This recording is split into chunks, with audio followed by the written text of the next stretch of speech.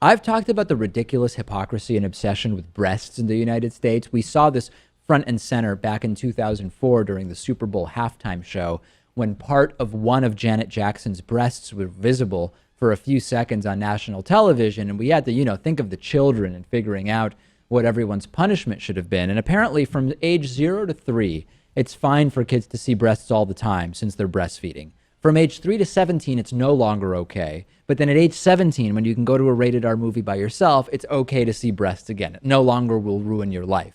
And we have a story that really exposes the absurdity of this from Arlington, Virginia, where a mother is saying that her daughter's male swim instructor should be covering his chest during lessons because he has what the woman describes as breasts, and they sometimes come in contact with the daughter during swim lessons. Here's a note from the mom sent into the, I believe, the Parks and Rec department.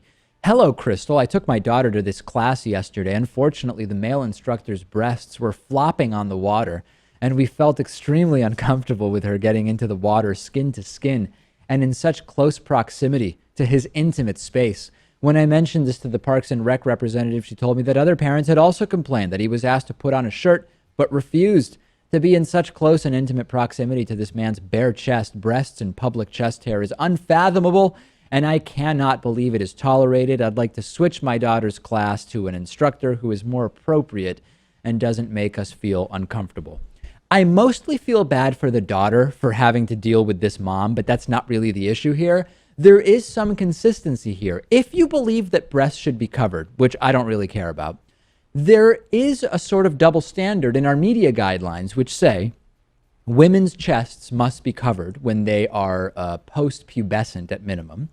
But men can have shirts off no matter how big their so-called man-boobs can be. They may be suffering from male gynecomastia. And you can have men with the equivalent of larger breasts than many women have, and they can walk around with no shirt on, but the women have to be covered.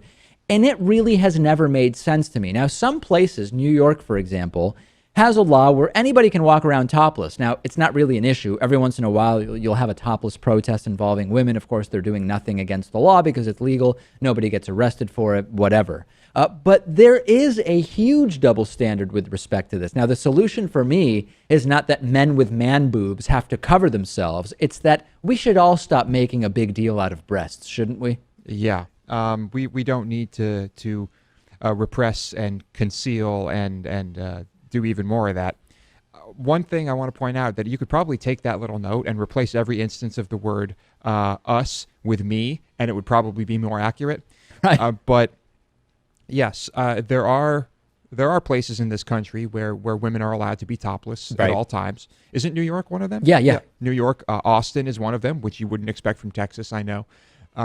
But it happens, and nobody's lives are ruined because of it. And I'm sort of joking that I like the consistency of what this woman is saying. The woman seems out of her mind. She has then gone on to alert the media. She's trying to make a huge deal out of this. But this should at least expose the absurdity of this entire thing. Covering the breasts, whether it's male or female, no kids' lives are being ruined by this. People are angry. Some conservatives are angry. President Obama hasn't done enough about nudity and profanity on television.